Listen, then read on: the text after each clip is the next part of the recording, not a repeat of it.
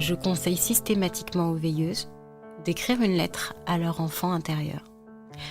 Mais il y a des révélations folles, des mémoires traumatiques qui se réveillent et un sentiment immédiat d'avoir comblé quelque chose à l'intérieur. Tu pardonnes à l'adulte que tu as été d'avoir délaissé cet enfant et du coup tu es en accord avec toi-même. Mais c'est pas pour rien qu'on appelle ça les veilleuses, c'est-à-dire que c'est une petite lumière. C'est une petite lumière à l'intérieur que tu rallumes. Bienvenue dans Contradiction, le podcast pour les gens qui se donnent du mal pour aller bien. Dans la première partie, Sarah nous a raconté son histoire. On a parlé de relations toxiques, de violences conjugales, de sidération, et puis on a senti le basculement, une autre énergie. Des mantras, de la méditation, la spiritualité, les vies antérieures, et cette révélation capitale que tu nous as laissée en suspens, frustrante au possible, faut dire ce qui est. Alors maintenant, on reprend là où on en était. Parce qu'on veut aussi comprendre ce qu'elle a fait de cette histoire, comment elle en a fait une lumière pour d'autres. Sarah, tu as fondé l'association 125 et après, dans la foulée de ton livre 125 et des milliers, publié le 8 mars 2023, 125 femmes par an tuées sous les coups de leurs compagnons ou ex-compagnons. Ce chiffre est devenu un cri de ralliement. Dans ce livre, 125 voix prennent la plume pour dire non à l'emprise, au silence, à l'indifférence et pour en finir avec les schémas qui mènent au féminicide. De là est née la communauté des veilleuses. Un programme, une philosophie, un engagement fort et simple. Je ne te promets pas de te sauver, je te promets de t'aider à trouver l'énergie du départ. Les veilleuses pour sevrer l'attachement toxique comme on décroche d'une addiction avec un programme en 12 actions inspiré des groupes de soutien comme les AA, les alcooliques anonymes. Parce que oui, l'emprise est une dépendance nourrie par l'épuisement, la sidération, la peur du vide et il faut une force immense pour en sortir ou juste une main, une présence, une veilleuse. Avec toi, Sarah, on va parler de dépendance affective comme d'un sevrage, de reconstruction et d'entraide et surtout de lumière. Rebonjour Sarah. Rebonjour. Je suis ravie de te recevoir. Ça n'est jamais arrivé dans l'histoire de ce podcast. Donc, je tiens à préciser que ça veut dire que tu es quelqu'un d'assez exceptionnel. Ou toi, bref, c'est la rencontre de la lumière. C'est vrai, nous sommes rayonnement. Alors, tu nous as laissé, je ne sais pas si tu t'en souviens, avec une révélation. Tu nous as un peu parlé de cet échange énergétique en fait entre la victime et le bourreau et que tu avais eu une révélation par le biais d'hypnose transgénérationnelle ou en tout cas de vie antérieure. Il y a un moment donné, je ne comprenais pas pourquoi j'étais comme accrochée à cette personne. Il y avait presque une force qui m'attachait à lui.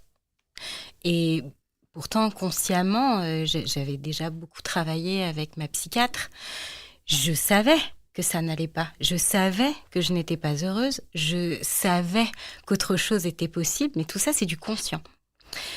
Au niveau de l'inconscient, je faisais j'étais suivie par une psychiatre. Donc, j'avais quand même accès à mes rêves. Je commençais à creuser cette rencontre avec mon inconscient. Et là non plus, je ne comprenais pas pourquoi. Je n'arrivais pas à dépasser tout ça. Et donc, je me suis dit, il y a autre chose. Je ne sais pas ce que c'est, mais il y a autre chose.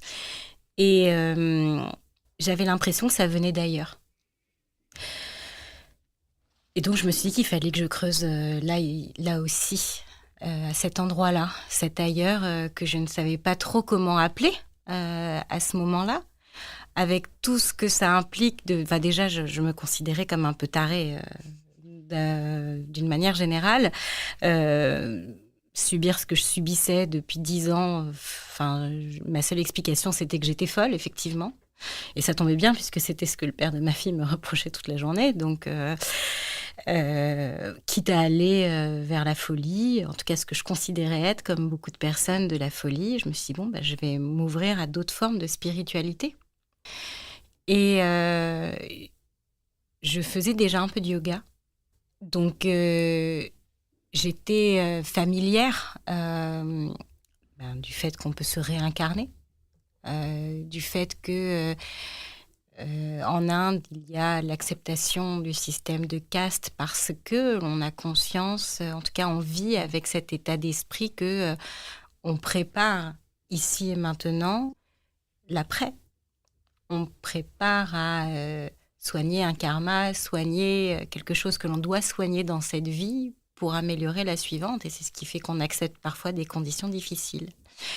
Tu veux dire les castes, ça fait sens d'un coup, parce que c'est vrai que souvent on a envie de croire en quelque chose et on se dit mais avec la misère du monde, les guerres, les gens qui souffrent, et du coup ça nous donne une excuse pour ne plus y croire en fait. Moi ça a été longtemps mon cas et je commence à penser un peu comme toi, et c'est-à-dire que c'est ça que tu es en train de dire, qu'en fait on peut s'incarner parfois juste pour une tâche précise qui est celle d'être pauvre, d'être dans la guerre, d'être le bourreau aussi parfois. Exactement. Tu t'incarnes pour une tâche qui est censée t'apprendre quelque chose pour après. Exactement. Et ça, c'est pour le commun des mortels, mais en Inde, il y a carrément, c'est officiel, il y a un système de caste avec des personnes qui, toute leur vie, n'auront pas accès à l'éducation, n'auront pas accès à autre chose que les humiliations quotidiennes. Et dans cette vie-là. Et dans cette vie-là. Voilà. Et puis finalement, ils l'acceptent parce qu'ils se disent, oui, mais c'est la condition pour avoir autre chose à la vie suivante. Ce qui, nous paraît dingue en Occident. Mais il ne faut pas oublier que ce sont des milliards de personnes qui pensent comme ça. Donc, c'est pas rien, en fait. Et ça leur permet de sourire aussi. Ça leur permet de sourire, ça leur permet d'accepter. Notre problème à nous, c'est qu'on est sans cesse dans la projection de ce qu'on espère, de ce qu'on veut, de nos projets, etc. On n'est pas du tout dans l'ici, maintenant, dans l'acceptation de ce qu'on vit. Puisqu'on est sans cesse dans l'après. Ou dans le regret. C'est-à-dire qu'on est avant, après, on n'est pas là. Et voilà, moi, je savais que toute ma vie a été jalonnée de contrariété vis-à-vis de la maternité. Donc, je me suis dit, il y a forcément un truc à régler par rapport à ça. Qu'est-ce que j'ai fait ? Mais c'est des choses qu'on dit. Mais qu'est-ce que j'ai fait dans une autre vie ? Qu'est-ce qui fait que j'arrive pas à avoir d'enfants, que je passe mon temps à choisir des hommes qui n'en veulent pas, finalement ? Tu nous avais raconté que tu avais subi 2 avortements. 2 avortements, une fausse couche, et qu'en fait, à chaque fois, c'était le même schéma. Que j'étais finalement avec des hommes qui ne voulaient pas d'enfants, voire qui n'en voulaient pas avec moi. Donc, qu'est-ce qui fait que je vais vers ces hommes-là ? Si j'arrive pas à le justifier de manière rationnelle ici. Donc voilà, je me suis intéressée à toutes ces questions. Je suis allée explorer. Et encore une fois, on juge beaucoup en Occident. Sauf que ce sont encore une fois des milliards de personnes qui pensent comme ça et qui conditionnent leur vie par rapport à ça. C'est pas rien à l'échelle de l'humanité. C'est-à-dire que la majorité des personnes sur cette terre ont compris ça et vivent en fonction de ça. Donc ça libère quand même une énergie. Quand on commence à l'approcher, on se dit « Ouh, ça vibre par ici ». Et donc voilà, j'ai commencé à m'intéresser aux vies passées. J'ai commencé à m'intéresser à ce travail intérieur.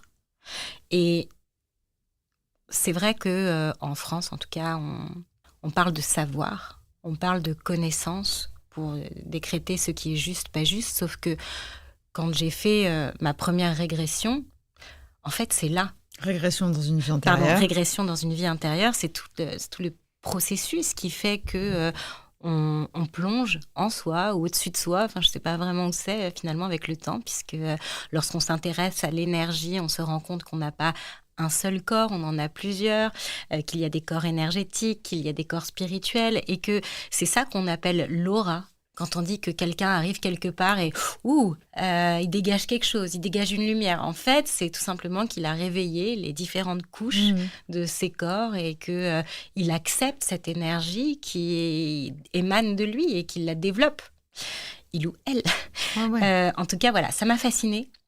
Et surtout, ça a été fruit d'un énorme espoir. Parce que je me suis dit, j'ai l'impression de crier dans des ruines. Là, je vais crier pour réveiller mon énergie. Je vais crier pour que ça dégage une onde, une vibration. Voilà. Et si possible, que ce soit la mienne, histoire que ça me réveille un peu. Parce que sauver le monde, en fait, ça veut rien dire. Ce qu'on te demande, c'est de te sauver toi. De comprendre pourquoi tu es là. D'arrêter de vouloir sauver tout le monde. C'est que déjà, essaye de ne pas être un poids pour les autres en te sauvant toi-même. Ce sera déjà pas mal. Mais déjà, essaye de ne pas être un poids pour toi. De ne pas être un poids pour Parce toi. Que ça, je pense qu'on s'incarne dans un corps aussi Exactement. Physique et lourd pour être un poids. Et ce poids-là, c'est la voix, en fait. C'est ça qui fait que là où on sent que c'est lourd à porter, ça veut dire que c'est là qu'il faut travailler. Exactement. Et j'ai fait une première régression où j'ai effectivement compris beaucoup de choses. Et j'avoue que j'étais encore un peu dubitative à la fin de cette première expérience parce que c'était tellement facile d'y avoir accès. C'est-à-dire que moi, j'ai paniqué. J'avais ce rendez-vous qui était pris par des personnes de confiance, des gens, des vrais soignants en fait, des médecins qui m'avaient indiqué cette personne. En l'occurrence, ma psychiatre, elle a beaucoup exploré tout ça. Elle a fait sa thèse de médecine sur les soins palliatifs. Elle a accompagné pendant 10 ans des personnes qui étaient sur le passage. Et pour elle, ça a été impossible de croire en une médecine cartésienne après ça. Elle m'a toujours dit, j'ai vu trop de choses. J'ai vu trop de personnes venues chercher des mourants. Enfin, elle me dit, je pouvais plus continuer en tant que psychiatre normale, entre guillemets, après avoir passé 10 ans dans des services de soins palliatifs à accompagner les personnes dans le passage.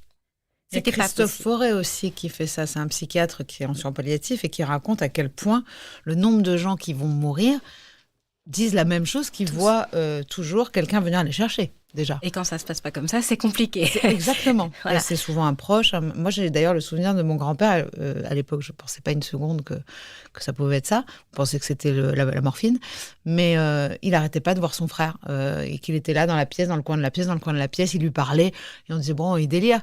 Et aujourd'hui, on sait très bien que c'est son frère qui est venu le chercher. Enfin, pour moi, mais même zéro doute. En fait, c'est toujours pareil. Quand on te le raconte comme ça fait un peu les vieilles émissions de machin. Mais parce qu'ils ont voulu mettre ça comme ça, de surnaturel, de paranormal, les émissions qu'on avait sur TF1 avec le channeling et tout. Mais aujourd'hui, on a des millions de médiums qui canalisent des anges, des défunts. Donc, aujourd'hui, pour moi, il n'y a même plus rien à prouver. Moi non plus, en réalité. Et j'invite finalement les personnes qui doutent à faire l'expérience. Parce que il y a beaucoup de choses qui prennent une signification tellement concrète. Oui, justement. Par exemple, pour dire à quel point c'est concret, c'est-à-dire que j'étais dubitative, sauf que lors de ma première régression, j'ai parlé russe. Je n'ai jamais appris le russe. J'ai un enregistrement de moi qui dit des mots en russe et qui essaye de parler français avec un accent russe que je suis incapable de refaire. Mais incapable. Je sais pas faire ça.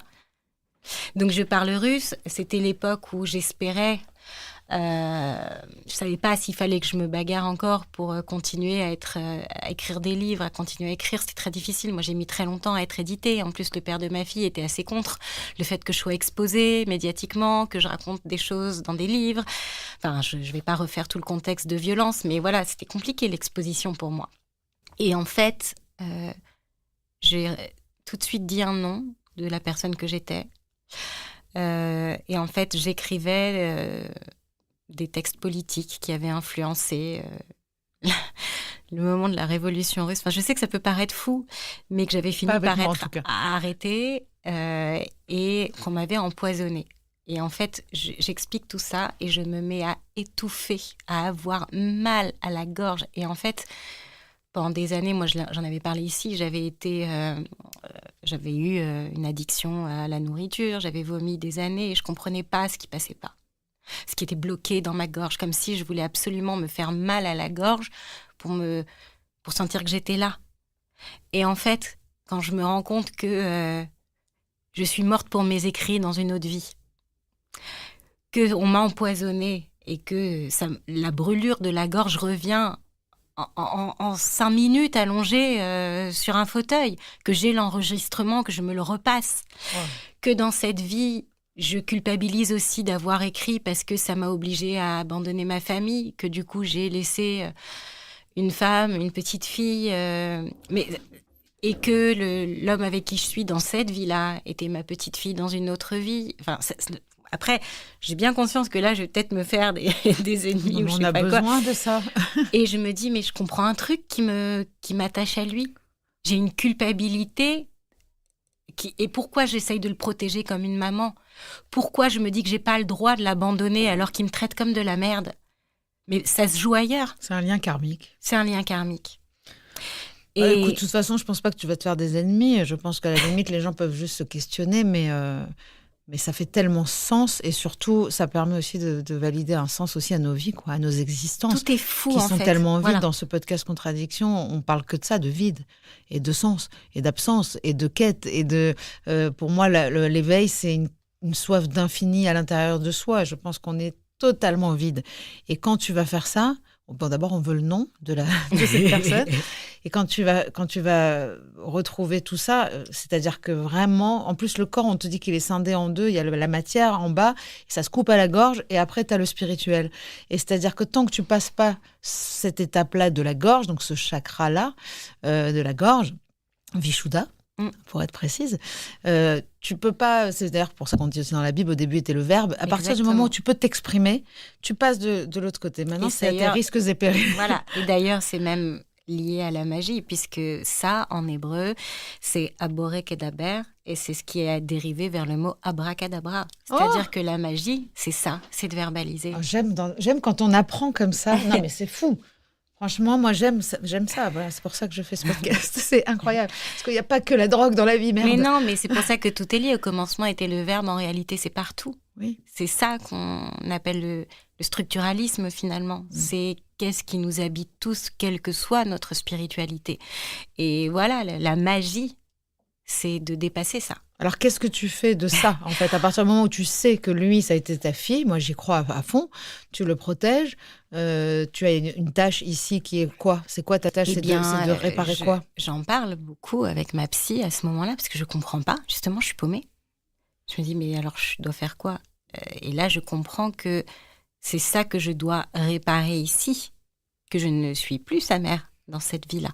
Que moi, j'ai une mission d'être ma propre mère et d'avoir ma propre fille dans cette vie qui soit une fille. Et lui, de le détacher aussi, parce que c'est toujours un lien. C'est-à-dire que lui ne peut pas avoir une vie d'homme épanouie s'il y a un lien énergétique de petite fille qui cherche sa maman. Donc, voilà.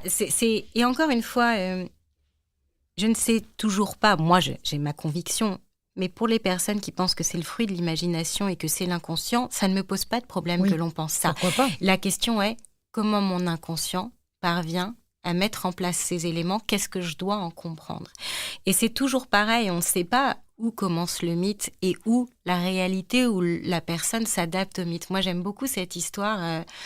Encore une fois, bon, je suis pas du tout religieuse, mais je suis très juive. Et pendant des années, il y avait une mythologie comme ça parmi les Juifs éthiopiens, qu'un jour, ils seraient libérés par un grand oiseau blanc. Voilà. Les Falachas. Oui, les Falachas. Et lorsque les Israéliens sont venus en tant qu'armée chercher les Éthiopiens chez eux pour les ramener en Israël, il y a des spécialistes qui leur ont dit ils ne viendront pas, ils ne penseront pas qu'ils seront libérés si vous arrivez avec des avions de l'armée. Wow. Et spécialement pour cette mission, ils ont pris des avions blancs pour qu'on croie à un grand oiseau blanc. Ça m'émeut beaucoup. Et du coup, les Éthiopiens sont partis. Alors, où commence le mythe ? On sait bien que c'est un avion. Non, mais tu vois ce que on sait bien que c'est un avion. Alors, les gens très rationnels diront, bah non, c'est juste un avion blanc comme la plupart des avions civils. Oui, mais ils se sont quand même adaptés au mythe. Donc, qu'est-ce qui compte en fait ? Voilà. Donc, en fait, ce qui compte, c'est que c'est ce qui marche, ça compte. Voilà. Surtout en termes de souffrance et d'addiction, ce qui fonctionne, il faut s'en servir et ça ne sera jamais la même chose pour personne, quoi. Donc là, tu as commencé à travailler avec J'ai commencé à travailler là-dessus et puis surtout, je suis repartie avec un cadeau de la régression parce que ça se passe toujours comme ça. On te demande si tu vois ton guide, ce qui a été mon cas, et ce que je devais rapporter de ce moment. C'était un objet, l'image d'un objet, je ne savais pas ce que c'était. À quoi ça correspondait, c'était une clé. C'était assez bête, hein, c'était une clé. Mais surtout, le fait de savoir qu'il y avait quelqu'un qui effectivement veillait sur moi, ça a changé toute ma vie. C'est-à-dire que je n'étais plus seule. C'est-à-dire que quand je doutais de tout, je n'étais plus seule. Le vide c'était fini. Et je pense que j'ai enfin compris ce que les croyants trouvaient. Le fait de pouvoir s'en remettre à quelqu'un, de se dire « ouais, je douille, mais ça va aller ». Ça ne veut pas dire que tout va s'arranger par miracle. Ça veut dire que le travail que j'ai à faire dans cette vie, c'est pour le bien. Et il passe par tout ça. Voilà, et ça passe par ça. Que peut-être que ma vie, ce sera de la douleur et de la souffrance, mais la personne que je dois être doit passer par là. Et en ne résistant pas, au contraire, l'acceptant et en essayant de faire tout cela mien, de trouver ma réponse à tout ça. Tu souffres moins. Tu souffres moins, voire même tu es heureux. Ouais. En fait, tu peux souffrir, enfin avoir de la douleur. Moi, ça m'arrive en étant heureuse. C'est-à-dire, je suis heureuse de cette souffrance-là parce qu'elle fait partie du chemin, quoi. Et c'est exactement ça. Ce qui fait souffrir, c'est toujours la mauvaise résistance. C'est-à-dire que tu peux pas résister contre ce qui est là. Ça me fait penser dans une chanson de mon prochain spectacle, album, où je dis cette phrase, où je dis j'ai compris que résister à ce que la vie propose arrange rarement les choses. Oui, c'est exactement c'est-à-dire, ça. En fait, la résistance à tout, au changement, résister, en fait. Alors que capituler, c'est pour ça qu'on va faire le lien aussi avec le programme des alcooliques anonymes, parce que l'étape numéro 1 des AA, c'est la capitulation. Et la capitulation, elle se fait avec tout, pas qu'avec le produit, pas qu'avec la dépendance. Elle se fait aussi avec ton mental, celui qui veut résister absolument au changement, à la souffrance, qui dit non, moi je veux pas vivre cette vie, je veux pas être cette personne, je ne veux pas souffrir. La capitulation, pour moi, c'est l'acceptation de la vulnérabilité. Voilà. Et c'est ça qui fait ta force. C'est ça qui fait ta force, parce qu'on nous construit depuis tout petit à booster notre ego, à vouloir être le meilleur, à vouloir être fort, à vouloir être résistant, alors que finalement on s'emprisonne, puisque ça fait de nous des personnes totalement hermétiques à ce qui est le quotidien des mortels, c'est-à-dire ça se passe pas comme j'avais imaginé. Je jure. C'est pas vrai. Donc c'est quand même dommage, si tu veux, d'être à ce point pas préparé à ce qu'est l'existence. C'est une chance que tu as vécue et que certains vivent et que je vis aussi. Tu accompagnes des femmes qui, elles, n'ont pas forcément cette vision-là et qui sont dans une souffrance qu'elles n'acceptent pas. Il y a quelque chose d'important aussi quand tu as dit, je me suis rendu compte aussi, on dit souvent, il revient les chercher, il les lâche pas. Mais il y a aussi une chose qui est sûre, c'est nous aussi, on retourne. C'est comme on dit, mes habitudes reviennent. Non, tu vas les chercher. Donc il y a aussi cette responsabilité-là. Donc ça, c'est important aussi dans tout ce que tu vas faire après avec ces filles-là, c'est de les responsabiliser. Et ça marche exactement du même principe, c'est-à-dire que on cherche ce qu'on connaît, parce que ça nous rassure. Quelque part, moi, je suis restée des années dans cette relation très compliquée, parce que j'étais pas heureuse, mais au moins je savais à quoi m'attendre. Tout quitter, c'est le vide, c'est l'inconnu, et donc c'est la capitulation.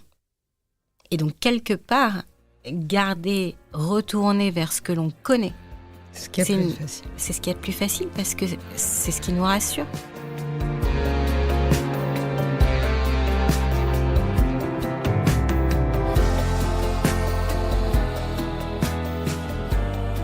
Lorsque j'ai fait le livre 125 avec des milliers, du coup, moi j'étais évidemment très branchée sur le côté spirituel de tout ça. Enfin, je veux dire, moi, les mortes, je leur parlais. J'avais mon petit rituel pour savoir quelle personnalité allait écrire quel portrait, etc., etc. Enfin, c'était un peu perché comme expérience. Et puis, il y a eu parmi tous les experts que j'ai interrogés, Natacha Calestrémé. L'ex-femme de Stéphane Alix. Exactement. Et qui, elle, fait tout un travail autour de l'énergie. Et j'ai beaucoup parlé avec elle. Les protocoles de libération, c'est ça. Exactement. Et elle me disait, essaye de comprendre ce qui se passe en termes énergétiques. Quand quelqu'un te brutalise, peu importe la forme de violence, on dit souvent, il me vole mon énergie. Et en fait, c'est vrai. Il prend des parts de toi. On dit toujours, il m'a mise en morceaux.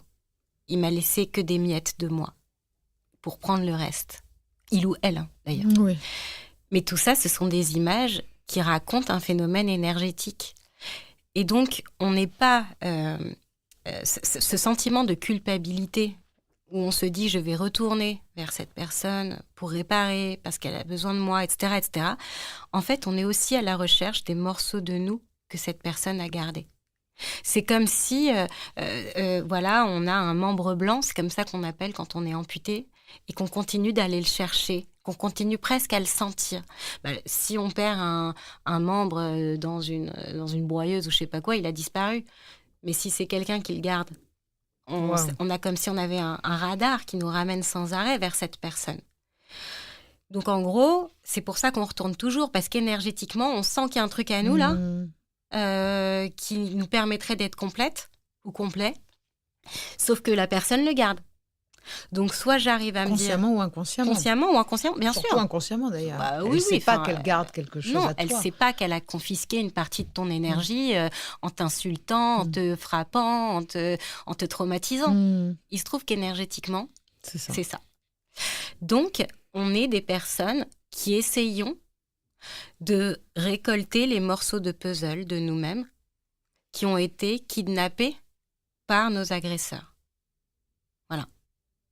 Donc, soit on change le puzzle et on n'a plus besoin de ces morceaux-là, soit on est condamné. Tout ce que tu racontes, c'est drôle, je suis en train de lire ce livre, Dialogue avec l'ange, tout est là-dedans. Donc c'est incroyable, de Gita Malache. C'est exceptionnel cet ouvrage, mais les messages qu'elle reçoit, donc c'est celui-là, c'est tout ce qui va être fait avec l'ancien, même si tu les recolles, les miettes, tout ça, de toute façon ne sera que de l'ancien et ne pourra pas fonctionner. Il n'y a que le nouveau qui puisse marcher. Donc, c'est-à-dire qu'à partir d'un moment, tu as compris que tu n'avais pas besoin d'aller chercher ces miettes-là de puzzle, tu pouvais t'en construire un nouveau. Exactement. C'est ça, et d'un coup, tu recrées ta propre énergie. C'est toi-même en autosuffisance, en fait. Et ça implique d'accepter de tout abandonner. Même si en réalité, l'essentiel reste toujours. Moi, j'écris des livres, parfois je suis persuadée que merde, c'est ce passage qu'il faut que j'écrive, je m'en souviens plus. Et je me dis toujours, en fait, si tu t'en souviens pas, c'est que c'était pas essentiel. Si c'est essentiel, ça va revenir. Et c'est pareil pour la vie, en fait. Ah oui, puisque c'est l'essence, donc de toute façon, ça peut pas disparaître. Si c'est ton essence, ça va revenir. Mon moi, même si j'ai l'impression de l'abandonner de temps en temps, c'est moi. Donc, Et même cette impression-là, je pense que tu vas finalement finir par t'en défaire parce que c'est une mauvaise impression. Parce que on est là-dedans encore de se dire j'ai mal fait. Enfin, ce jugement-là qui est de dire le bien, le mal, merde, j'ai encore merdé, ou j'ai fait ci, ou je me trouve pas belle, ou je me déteste. Mais tout ça, ça fait partie de nous. Et ça aussi, comme tu le disais, c'est des choses à accepter. Il n'y a que l'acceptation de soi qui nous guérit.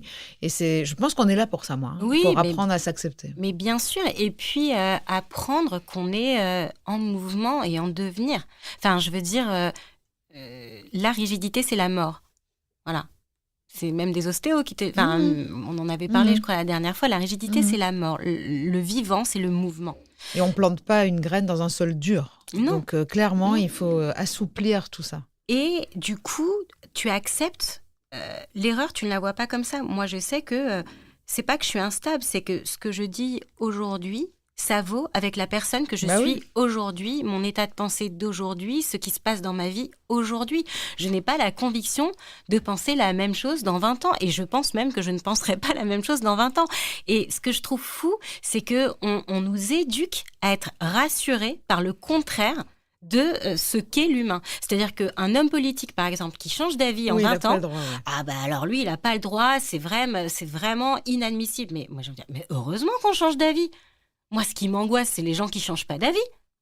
Puis le monde évolue, donc la politique, elle doit évoluer. Tu peux pas rester... Tu peux pas rester avec des idées des années 80. Bref, c'est une petite parenthèse. Oui, parce que moi, je veux qu'on parle des veilleuses, tu vois. On va y arriver, on va pas faire 3 épisodes quand même. Non, carrément pas, ça va pas être possible.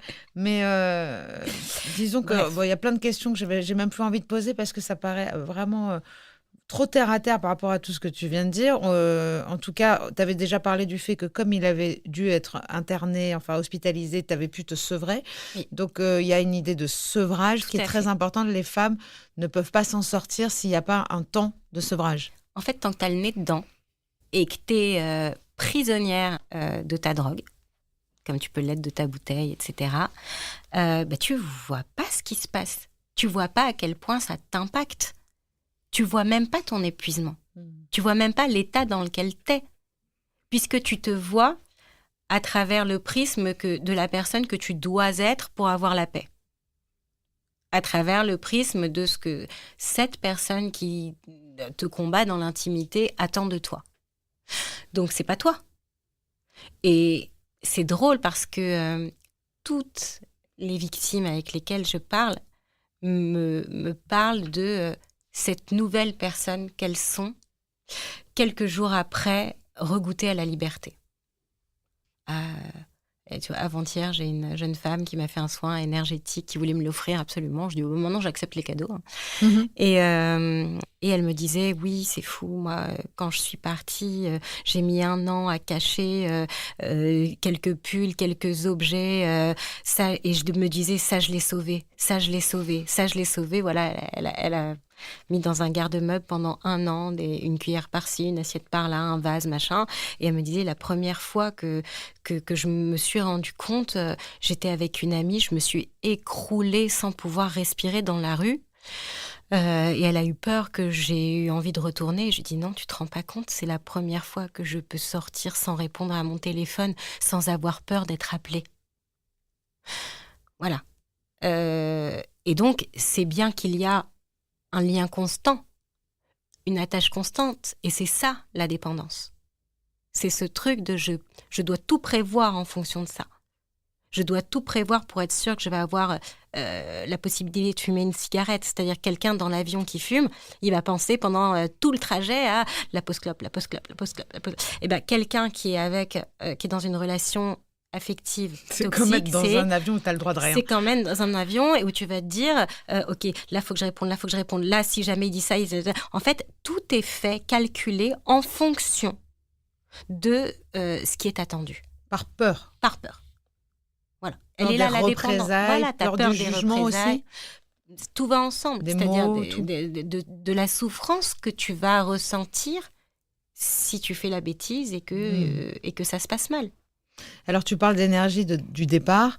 Vu que tu parlais d'énergie avant, est-ce qu'il y a un lien déjà entre ce lien énergétique, mais l'énergie que tu essaies d'insuffler aux femmes aussi? Les femmes qui arrivent, que tu rencontres, elles ne sont pas parties encore? Il y en a qui ne sont pas parties, il y en a qui sont parties, qui ont peur de retourner. Il y en a, mais d'ailleurs, le vocabulaire est le même. J'ai peur d'y retourner, j'ai peur de retomber. Enfin, on a l'impression qu'elles parlent de leur bouteille ou d'une drogue alors qu'elles parlent du père de leur enfant, quoi. Tu vois ? Et c'est une fois que tu le vois comme ça, c'est assez fou. Oui, mais de toute façon, moi, je le vois vraiment comme ça. C'est la même chose, exactement. Et j'ai l'impression que c'est honnêtement pire parce que disons que la bouteille, elle, ou la drogue, elle n'a pas son rôle à jouer. C'est-à-dire, en vrai, c'est toi qui vas la chercher, c'est pas elle qui vient te chercher. Et là, on a en face t'as une bouteille qui te parle, quoi. Une autre pathologie. Non, mais déjà que le monde nous parle, c'est-à-dire où qu'on aille, on a l'impression qu'on peut consommer. Mais j'imagine même pas ce que c'est d'avoir quelqu'un qui t'envoie, c'est comme si ta bouteille t'envoyait des textos, quoi. Pardon, je t'aime, je vais plus te faire la même chose.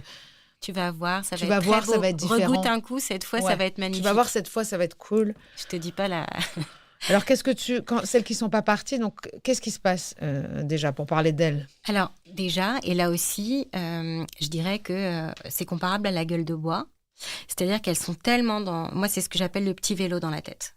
C'est-à-dire, mais tu te rends compte, il a fait ci, il a fait ça. Et voilà, et ça se passe comme ci. Et en fait, elles sont dans une logorée où elles répètent systématiquement ce qui arrive et le fait, mais c'est pas juste, hein, t'as vu, c'est pas juste. Hein. Et puis voilà, et je fais, oui, mais en fait, la solution ne va pas se situer à ce niveau-là. Puis ils arrivent à envoyer aussi des messages, des choses qui te mettent une haine en toi dont tu peux pas sortir. Voilà. Et donc en fait, t'es prisonnier de ta colère, de ton insuffisance, parce que tu ne suffis pas à t'en sortir, de ta culpabilité, de ta lâcheté. Et de ce sentiment où tu t'ancres dans un rôle de victime. Enfin, quand tu es là à vouloir dire c'est pas juste, c'est pas juste, c'est pas juste, tu te condamnes à être victime. Même si c'est pas juste. Ouais. En fait, c'est juste toi, quel positionnement tu prends par rapport à tout ça. Donc, entre cet état d'esprit et l'épuisement, enfin, moi, je sais que je me suis enfuie la dernière nuit parce que j'ai eu peur de mon épuisement. J'ai eu peur d'être tellement épuisée après cette dernière dispute que je pensais que je ne serais plus capable de porter mon bébé. Je me suis dit, je vais être tellement fatiguée que je vais la faire tomber. Et que tout est parti en vrille parce que pour la première fois, je suis allée me cacher dans la salle de bain, je me suis enfermée pour dormir dans la baignoire. Je me suis dit, si je dors pas 2 heures, en fait, demain, il y a un drame. Et c'était ça, c'est-à-dire guidée par mon épuisement. C'est là que lui, il a ouvert avec un couteau, voilà, patati patata. Mais quoi qu'il en soit... Il faut écouter son épuisement aussi, donc. Mais en tout cas, il est omniprésent. C'est grâce comme à ça, finalement. Voilà, c'est une immense gueule de bois. Et donc... ma psychiatre encore m'a dit, mais en fait, quitter une situation qui nous étouffe, qui nous ensevelit, c'est une question d'énergie. C'est marrant, tu parles d'étouffer, c'est encore la même chose. Hein. Bien sûr. T'as vraiment... c'est fou. Bien sûr. Il y a vraiment une histoire de moi, tout est lié à ça. Avec, moi, avec quand toi, j'ai été violée, je t'en avais parlé, j'ai bégayé, j'ai été aphone. Voilà. Tout est lié à la voix, à la gorge. La voix, c'est la première des vibrations. Si tu peux pas vibrer par là, tu vibres plus. Les gentils et les méchants, moi, je trouve qu'on les reconnaît à la voix, en fait. Donc, guidée par ton épuisement. Guidée par mon épuisement, et je me suis dit... Pardon, excuse-moi. Ta psychiatre, elle t'a dit, si tu ne peux pas quitter une situation qui t'étouffe. Voilà, c'est elle qui me l'a dit. Le départ, se dire qu'autre chose est possible et le mettre en place, c'est une question d'énergie. C'est pas une question d'intelligence, c'est pas une question d'imagination. C'est une question d'avoir la force de le faire. Et ça, c'est de l'énergie. Oui, parce qu'on oublie que la force... c'est de l'énergie, Einstein le savait. Bien sûr. Tout est énergie, donc quand on dit « j'ai pas la force », c'est juste que tu n'as pas l'énergie. En tout cas, tu n'es pas dans cette énergie-là, dans ce mouvement-là. Et le mouvement, c'est de l'énergie. Ça aussi, E égale MC2, énergie, c'est ça. De toute façon, c'est ça, exactement. Donc, et tu parlais de légèreté, etc. C'est pas pour rien que E égale MC2, c'est-à-dire c'est une question de poids, de mouvement, de vitesse. C'est ça, l'énergie. Donc, c'est pas mon poids à moi, mais c'est quel poids je donne aux choses. Quel poids tu portes. Quel poids tu portes, sur quoi je mets le focus dans ma vie. Et donc, je donne du poids, de l'emphase à telle ou telle chose ou pas. Et ça, il n'y a que toi qui décides. En fait, voilà, c'est ça l'énergie. C'est comment je mets en marche ma machine à moi pour prendre de la vitesse vers le départ. Et c'est que de l'énergie. Mais encore une fois, c'est de la physique. Quand on parle d'énergie cinétique, pour les gens qui ont fait de la physique, moi, c'était pas ma spécialité, mais l'énergie, c'est ça. Tu sais que, par exemple, si tu fais du ski, tu veux faire du ski, plus tu vas être lourd, plus tu vas avoir tendance à dévaler plus vite. Plus tu vas... Et en plus même temps, tu l'image, elle est parfaite. Voilà. C'est plus tu es lourd, plus tu dévales plus vite. Donc, c'est-à-dire qu'il y a quelque chose aussi de l'ordre de cette lourdeur. D'accepter de s'ancrer. Je veux dire, les personnes qui ont connu l'anorexie, c'est est-ce que je veux être là ? Ou est-ce que je veux pas être là ? Est-ce que je veux qu'on me voit ? Je veux disparaître, je veux pas peser. Je veux pas alourdir la vie des autres, je veux pas... Tout ça est lié, en fait. Et donc, moi, psychologiquement, je l'ai compris comme quel poids je mets sur ce qui compte pour moi. Et quel poids je donne à ses reproches à lui. Quel poids je mets pour moi. Et quel poids je donne à tout ce que je fais pour lui. Et à partir de ce moment-là, j'ai inversé le poids de mes priorités. Tu as inversé la force. Voilà. Mais c'est... En fait, on a l'air d'être tarés, mais c'est pas pour rien que les plus grands physiciens virent vers la spiritualité. Enfin, je veux dire, moi, le premier livre que j'ai lu sur les vies passées, c'était celui de Patrick Drouot, qui est un grand physicien à la base, qui a étudié la physique quantique et qui s'est dit c'est plus possible en fait d'enfermer tout ça dans des théories. Aujourd'hui, il y a Philippe Guimond, moi, que j'adore. C'est exceptionnel. Aujourd'hui, enfin, on a des scientifiques qui te disent même que c'est encore moins possible de ne pas y croire quand tu sais tout ça. Voilà. Einstein le disait très bien. Einstein le disait très bien, mais c'est de la physique quantique ce qu'il fait. Ouais. Et bon, voilà, moi, ma théorie à moi, et d'ailleurs, je ne suis pas la seule à le penser, c'est que la physique quantique, c'est une traduction physique de la Genèse. C'est-à-dire que soudain, tu te rends compte que quand un électron, tu l'observes, il n'a pas le même comportement qu'un électron que tu n'observes pas. C'est-à-dire, comme par hasard, quand on me voit, j'irradie autrement. Voilà, le sentiment d'être vu, d'être entendu, te donne une position différente dans l'existence et une trajectoire différente. Waouh! Et donc, on a eu besoin de la physique pour nous le dire. Et d'un chat dans une boîte. Le chat de Schellinger. Non, mais tout ça est passionnant, Sarah, mais ça sera pour le podcast. Donc, les veilleuses. Les veilleuses. 7 ou 8. Les veilleuses, parce que là, tu dois aider celles qui n'ont pas encore, justement, parce que là, tu as vu des thérapeutes, tu as fait tellement de choses, et puis tu as une intelligence aussi innée, tu as quelque chose de très puissant. Ouais. Mais oui, mais que tu l'as tellement... Tout le monde ne dirait pas ça. Mais tu l'as tellement étouffé, ça s'est tellement étouffé que, évidemment, tu n'as pas pu en prendre conscience. À partir du moment où ça se libère, d'un coup, il y a tout qui jaillit, et moi, en tout cas, je le ressens, et ta compréhension, elle est phénoménale, parce qu'il n'y a pas tout le monde qui arrive à comprendre tout ça. Qu'est-ce qu'on fait quand on n'en est pas là? Voilà. Mais quand on n'en est pas là? Oui, alors quand on n'en est pas là, déjà, l'énergie, on peut commencer à la travailler tout seul. Voilà. L'énergie et le fait de partir, le fait de se dire qu'autre chose est possible, c'est conditionné à 3 choses. C'est conditionné à un environnement. C'est-à-dire, est-ce que je mets autour de moi les jalons qui font que j'ai mon espace de sécurité? Ça peut être des personnes, ça peut être des repères, ça peut être des livres, ça peut être plein de choses. Comment je fais ma bulle de sécurité? Ça va être des modèles. Moi, par exemple, les personnes qui font le test « Suis-je victime de violence ?» je leur dis, vous savez, vous pouvez lire le livre « 125 et des milliers ». Il y a 125 étoiles à l'intérieur. Moi, j'ai trouvé mon guide d'une certaine manière, mais vous pouvez en trouver d'autres. Donc, avoir des modèles, avoir ce sentiment qu'il y a quelqu'un d'autre au-dessus qui tient à ce que tu t'en sortes. Ça, c'est le principe de la puissance supérieure. Exactement. Dans les programmes des alcooliques anonymes. Mais du coup, dans le programme des alcooliques anonymes, moi, je dis, il y a le livre 125 et des milliers, choisissez votre étoile. Celle où vous pensez qu'elle vous ressemble. Et puis, vous vous dites qu'elle n'a pas eu la chance de s'en sortir et que peut-être c'est elle qui veille sur vous parce que vous êtes importante. Voilà. Il y a enfin le fait d'avoir un projet. Comment tu penses que ta vie rêvée pourrait être? Et du coup, qu'est-ce que ça implique? Est-ce que c'est juste de vivre dans un endroit où il n'y a pas de bruit? Est-ce que ça implique de tout simplement être capable de partir? Et puis le projet peut changer, mais en tout cas, il y a ces 3 aspects-là. Un environnement, un modèle, un projet. Et ensuite, comment tu fais de toi quelqu'un qui va être capable de trouver cette énergie pour pouvoir passer à autre chose, pour sortir de cette espèce de où t'es hypnotisé en fait par la violence.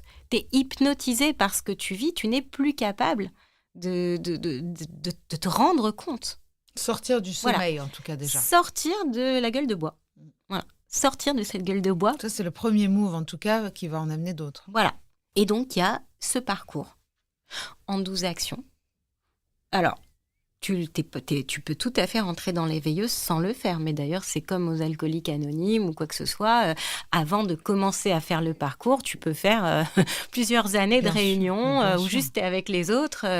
En tout cas, voilà, ça existe. Il y a une seule condition pour appartenir, c'est le désir d'arrêter de consommer. Donc, je pense que c'est déjà un bon début. Le désir de vouloir s'en sortir. D'arrêter de subir de la violence. Voilà, d'arrêter d'être une victime. Voilà, c'est déjà beaucoup. Et d'ailleurs, toutes le veulent parce qu'en fait, ce que ne supportent pas les victimes, c'est d'être des victimes. Oui, c'est ça.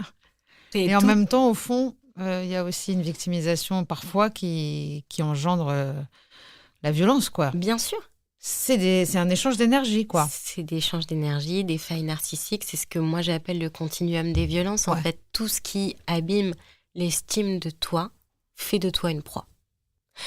Il y a cette image que j'aime bien, parce que, évidemment, on dit toujours il faut donner les numéros d'urgence, etc. Je dis, mais non, en fait, le problème, c'est que c'est bien trop tôt, ça, dans le parcours.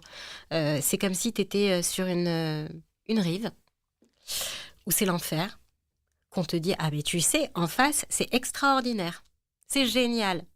Regarde, va déposer plainte, tu fais ça, c'est super. En face, tu déposes plainte. En face, t'as le nouvel appart. En face, t'as la nouvelle vie. Sauf que tu sais pas nager, t'as pas de bateau. Et que personne t'explique comment nager. Et ben moi, je dis, en fait, je te propose de t'apprendre à nager. Ou en tout cas, de te rendre compte que ce qui te manque, c'est que tu ne sais pas nager. Et donc, peut-être d'aller te trouver ton prof. Ou peut-être de te montrer comment trouver des vidéos pour faire un radeau. Mais en gros, que tu sois active dans le fait d'identifier ce qui te manque pour atteindre l'autre rive. Et il y a la notion d'aide qui est très importante, c'est-à-dire qu'on ne peut pas y arriver seul aussi. Quand même si ça doit venir de soi, c'est pareil pour les alcooliques anonymes, c'est vraiment un dépendant qui aide un autre dépendant. C'est ça la notion qui est très forte aussi chez les veilleuses. C'est une femme qui a subi ça, qui en aide une autre qui a subi ça. Exactement, c'est un système de pair, en fait, P-A-I. Oui. Et moi, ce que j'aime bien dire... parce que souvent, comme beaucoup, j'ai un problème avec le fait de recevoir de l'aide. Moi, j'aime bien dire qu'on aide à s'aider. On aime les femmes à s'aider, on aime les hommes à s'aider, on aime les victimes à s'aider elles-mêmes. Et c'est très important. Voilà. Et ça, c'est quelque chose que tu peux rendre facilement aussi. Et donc oui, quand tu arrives dans cette communauté, on t'attribue, moi, ce que j'appelle un binôme de cheminement. Et tu as le parcours que tu peux faire ou pas, et qui sont en réalité des enseignements assez basiques pour qui se cherche. En fait, le problème, c'est que quand tu vis des violences, tu n'as pas tellement le temps de te chercher, à moins de vraiment mettre une stratégie en place. Mais en gros, déjà de la méditation de pleine conscience, les salutations au yoga, les salutations au soleil, pardon. Mais au yoga aussi, on le salue. Oui, je le salue. C'est rien du tout une salutation au soleil. Moi, je les faisais même sur le trottoir avant de rentrer chez moi, tu vois. Sauf que t'en fais 5, t'es plus la même personne. Tu veux dire, tu le faisais avant de rentrer chez toi quand il était là ? Ouais.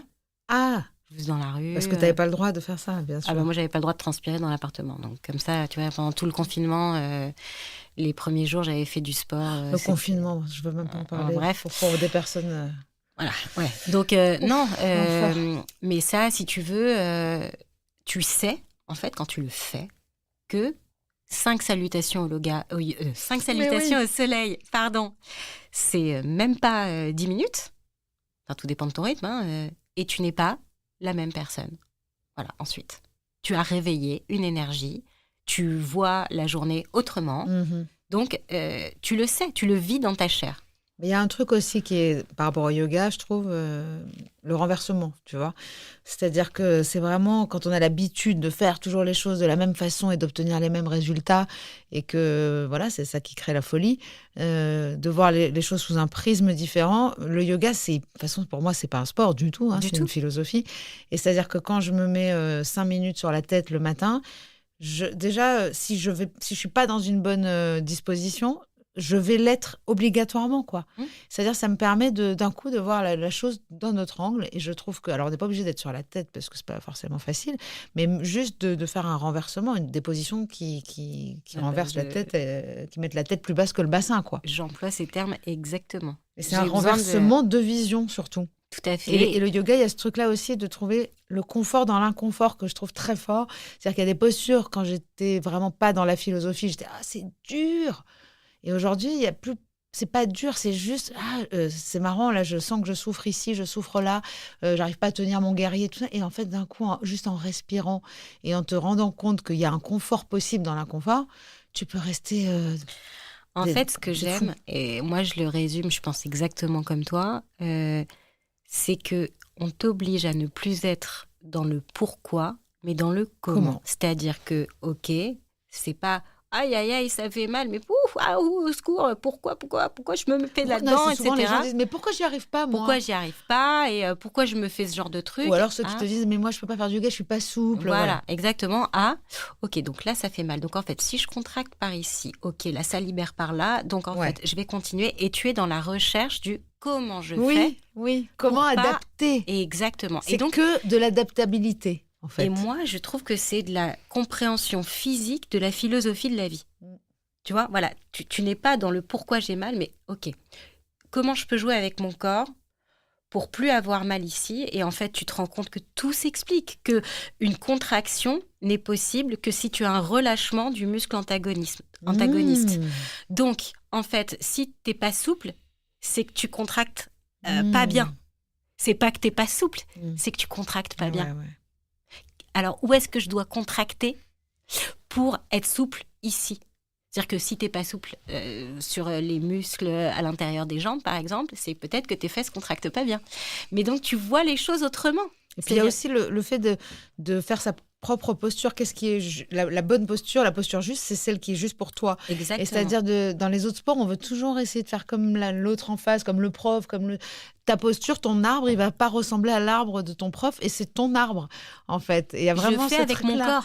Et puis, moi, je me suis rendu compte quand on m'a enlevé un sein, quand même, donc, et puis surtout les ganglions après le cancer du sein, et je ne pouvais plus du tout bouger mon bras gauche et faire les mêmes mouvements. Et si j'avais fait un sport rigide, j'aurais abandonné, je pense, j'aurais dit je peux plus le faire. Et là, en fait, c'était justement comment je vais adapter le yoga à cette immobilité-là, tu vois. Et en fait, finalement, j'ai retrouvé la mobilité. Alors que dans un autre sport, j'aurais pas pu.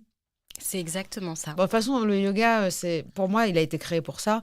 Et au-delà de tout ce qu'on imagine, que ça fait des muscles et un beau corps, tant mieux au cas où. Mais c'est surtout une philosophie, une aide monumentale. Et c'est surtout ce qui te permet d'accéder aussi souvent à la méditation. Moi, je médite après le yoga parce qu'avant, j'y arrive pas. C'est de la méditation en mouvement, en fait. En plus, tu médites. Pas, oui. Voilà, en fait, la méditation, c'est quoi? C'est un rapport au souffle, c'est un rapport à son intériorité. Quand tu es en train de douiller à faire des trucs et que tu as mal et machin... Tu penses pas à tes courses. Voilà, tu penses pas à tes courses, ou en tout cas, sinon, tu te casses la gueule. Et du coup, la vie te fait comprendre qu'il faut pas... faut accepter la pensée, mais la laisser circuler. C'est fou. Et donc, voilà, c'est un apprentissage physique. Tu parles de du la souffle philosophie. aussi, il n'y a pas que le yoga, donc Bien la sûr. respiration consciente, carré, tout Bien ça. sûr. C'est ça, la marche. Moi, j'aime bien Voilà. la marche afghane. Tu marches sur 4 temps, tu inspires sur 4 temps. En fait, 5 minutes de ça suffit. Tout ce qui fait que tu es là pour toi. Voilà. Que tu t'observes, que tu apprends à observer comment tu fonctionnes. Voilà. Et tu peux pas être ton propre allié si tu sais pas comment tu fonctionnes. Ah oui. Donc, il y a ça, mais il y a aussi le fait de se trouver des repères. Je vais pas te faire les 12, mais tu non, vois, mais par je veux bien exemple... que tu me dises un peu une ou deux qui te touchent particulièrement dans les 12 actions. Ouais. J'aime bien parce que c'est des actions et ça, c'est chouette. Ouais. Il y a, moi, par exemple, une action qui m'a été un peu dictée par ce qui s'est passé pour moi quand je suis arrivée chez mes parents, donc après m'être enfuie, etc. Ce qui m'a le plus perturbée, c'est cette impression d'avoir trahi la petite fille que j'étais. Parce qu'il y avait des photos de moi petite partout et que moi petite, j'étais persuadée que ce serait comme papa-maman, que je me marierais, que j'aurais 3 enfants et que je partirais en vacances à la mer. Et peut-être, ma vie ne ressemble pas du tout à ça, et d'ailleurs toujours pas. Et donc, j'étais très mal à l'aise de voir les photos de moi petite parce que pour moi, c'était terrible. Et ma psy m'a dit, il va falloir vous réconcilier avec votre enfant intérieur. Et je ne savais pas comment faire ça. Et je me suis j'ai écrit à la petite Sarah, que j'appelle Croquinou. D'ailleurs, c'est le nom d'un des chapitres de 125 et des milliers. C'était mon surnom petite. Je lui ai écrit pour lui dire que, certes, j'étais désolée, mais que j'étais surtout désolée de l'avoir oubliée. Parce qu'en me traitant comme ça, c'était elle que j'avais maltraitée, que j'avais pas entendu ses appels au secours en moi, et que désormais c'était fini et que je serais toujours là pour elle. Et ça a eu un effet totalement dingue. Et donc, je conseille systématiquement aux veilleuses d'écrire une lettre à leur enfant intérieur. Mais il y a des révélations folles, des mémoires traumatiques qui se réveillent, et un sentiment immédiat d'avoir comblé quelque chose à l'intérieur. Le pardon ? Voilà, tu pardonnes à l'adulte que tu as été d'avoir délaissé cet enfant, et du coup, tu es en accord avec toi-même. En fait, tu deviens ta propre veilleuse. Exactement. Exactement. Mais c'est pas pour rien qu'on appelle ça les veilleuses, c'est-à-dire que c'est une petite lumière. Donc, c'est une petite lumière à l'intérieur que tu rallumes. Et donc ça, voilà, c'est une des actions qui est très importante. Donc si elles n'y arrivent pas, je leur dis, allez chercher une photo de vous petite. Une qui vous inspire, vous savez pas pourquoi celle-là, elle est importante. Puis comme par hasard, un coup sur... quasiment à tous les coups, c'est le lendemain où il s'est passé quelque chose de dur dans la famille, voilà, mais en fait, on a l'impression que c'est magique, mais c'est toujours pareil, quoi. J'ai beaucoup de mal avec l'idée d'enfant intérieur Et pourtant, quand je pense à la petite Keren, j'ai toujours envie de pleurer. Donc je me dis, il y a quelque chose à faire. Mais cherche la photo. Ce qui est assez drôle, c'est que chez moi, j'ai mis, je ne sais pas pourquoi, j'ai mis des photos de moi petite dans des cadres. Et on me dit, ah, c'est ton fils petit. Je dis, non, c'est moi. Et tout le monde trouve ça hyper bizarre. Mais en fait, tu ne mets pas des photos de toi bébé, tu mets des photos de ton fils, tu vois. Et en fait, non, c'est moi que j'ai envie de... Je sens que j'ai quelque chose à lui dire. Et à chaque fois que je regarde ces photos-là, j'ai envie de pleurer. Et je vais essayer. Et c'est sûrement elle qui t'appelle. Ah bah si tu savais. Non, mais c'est... Elle m'appelle beaucoup trop. Elle crie. J'aime bien ce que vous êtes crie trop fort, je n'entends pas ce que vous dites. J'ai entendu l'autre jour, c'est joli. Très beau. Donc je pense que ce qu'elle crie trop fort et que je parle énormément pour la faire taire, en fait. Je me suis toujours demandé qu'est-ce que j'ai voulu masquer en parlant autant. Mais je sais qu'on a déjà atteint totalement... l'horaire fatidique de l'heure. Hein. Je voudrais... Bon, alors, du coup, on va quand même passer sur ce test.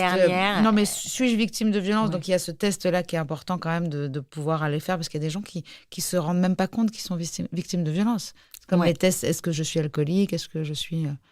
Voilà, et donc je voulais un test, justement, c'est quand même une addiction spécifique, donc ça peut pas fonctionner que par des évaluations factuelles. Enfin, je veux dire, chez les alcooliques anonymes, on va te demander combien tu estimes que tu bois de verres par jour, sachant qu'on multiplie toujours par 10. Voilà, c'est factuel, en fait. Sauf que le contrôle coercitif, ça ne s'évalue pas de manière factuelle. Oui, tu peux évaluer des blessures physiques, mais souvent, c'est pas le quotidien des victimes. Donc, j'ai essayé de tourner la chose pour que ce soit recevable, notamment où je ne demande jamais, en tout cas pour tout ce qui concerne les violences psychologiques, de juger ni d'évaluer l'agresseur. Je demande en revanche, est-ce que par peur de la dispute, il t'est déjà arrivé de renoncer à une sortie? Est-ce que par peur de la dispute, il t'arrive de faire ci, Et là, en fait... Et là, ça va. Ça va.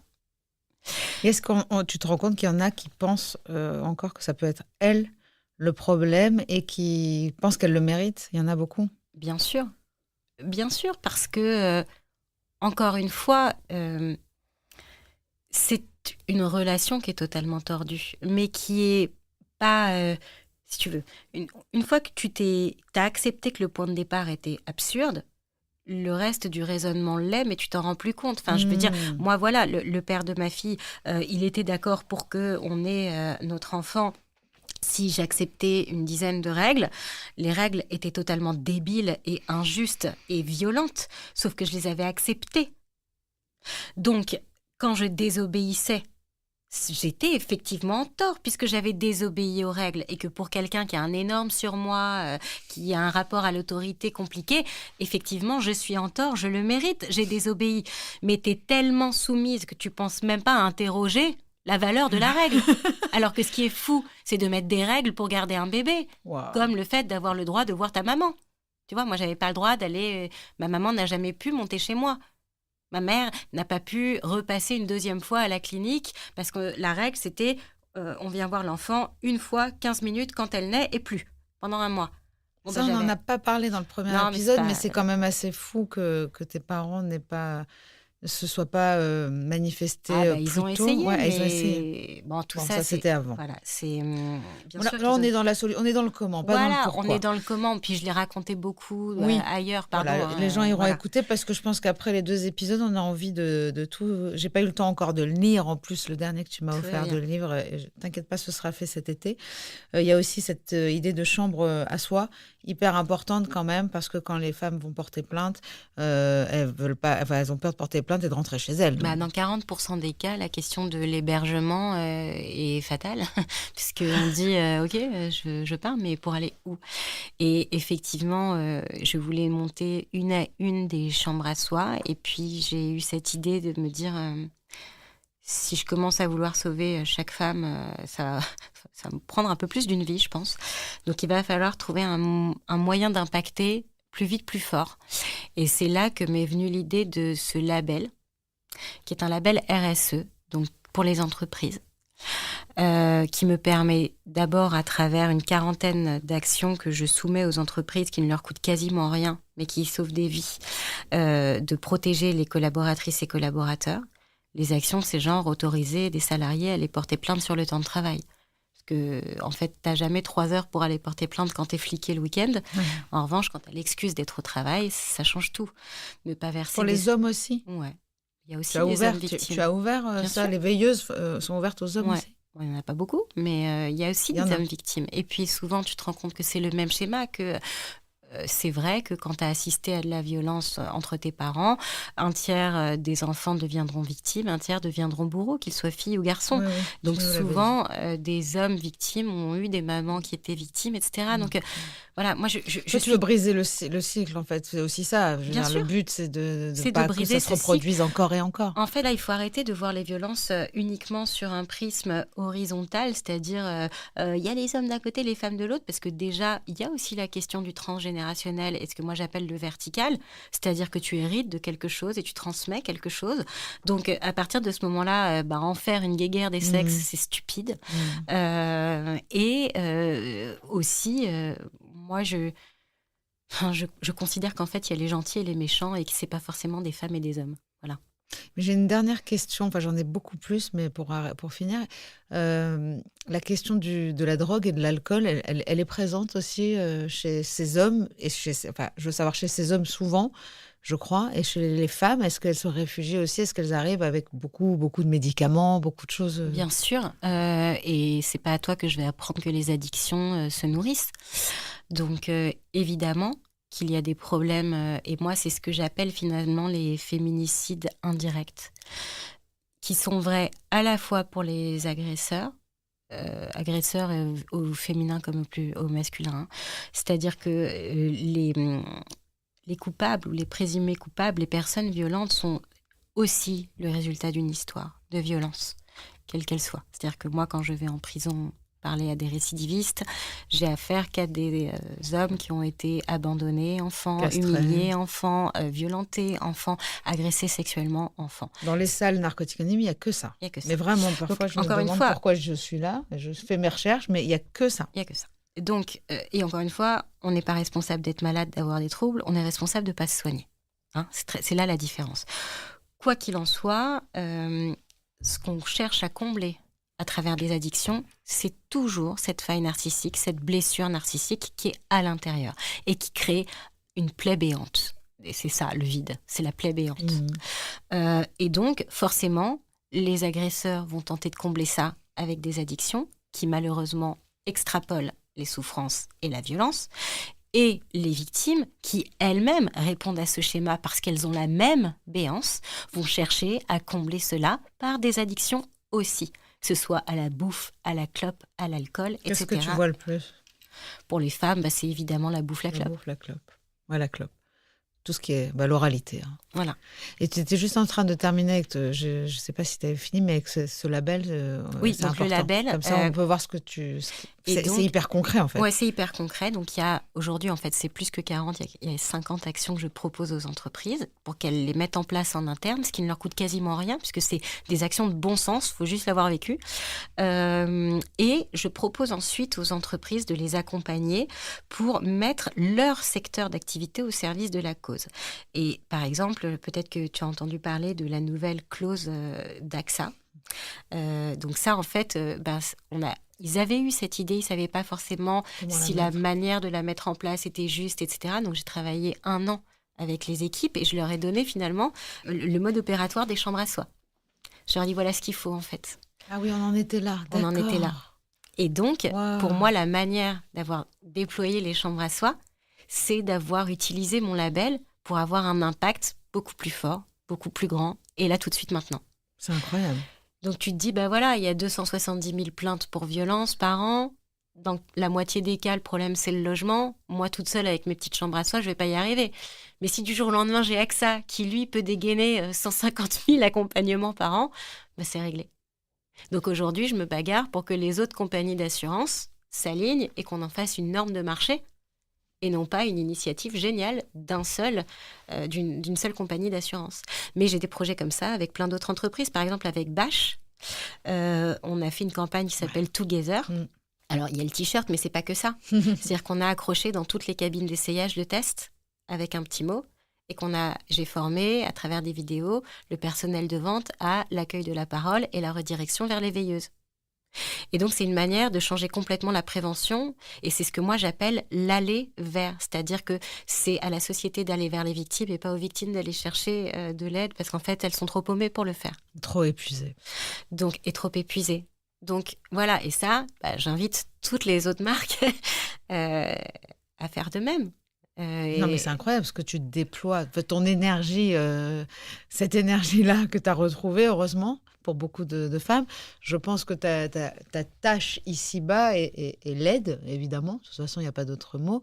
Mais en plus, l'entrepreneuriat, ça ne me viendrait jamais à l'idée de créer des choses comme ça, d'avoir ces idées-là et de les mener à bien. Écoute, si à ma petite échelle, un jour, tu as besoin de quoi que ce soit pour participer à ce projet-là que je trouve magnifique, je serais ravie d'apporter mon aide ou mon soutien. Ça s'appelle le mouvement Safe Place parce que tout est mouvement et on a besoin de toutes les aides possibles parce que les violences sont partout. Parce que vous avez un lieu là, c'est ça, hein? On a enfin réussi à avoir notre Safe Place à nous et on a un grand projet pour ce lieu aussi. C'est merveilleux. Bon, écoute, j'espère que venir vous offrir un jour quelques chansons ou je ne sais quoi de ma personne. Je te remercie, je te félicite surtout. C'est moi, merci beaucoup. Ce podcast est soutenu par la mission interministérielle de lutte contre les drogues et les conduites addictives. La MILDECA anime et coordonne les actions du gouvernement en matière de lutte contre les toxicomanies. Contradiction, ce n'est pas seulement un podcast. C'est aussi un livre qui s'en inspire, mais qui lui est surtout complémentaire. Alors vous y trouverez des réflexions autour de la dépendance, de ce que j'ai appris, des solutions que j'ai trouvées.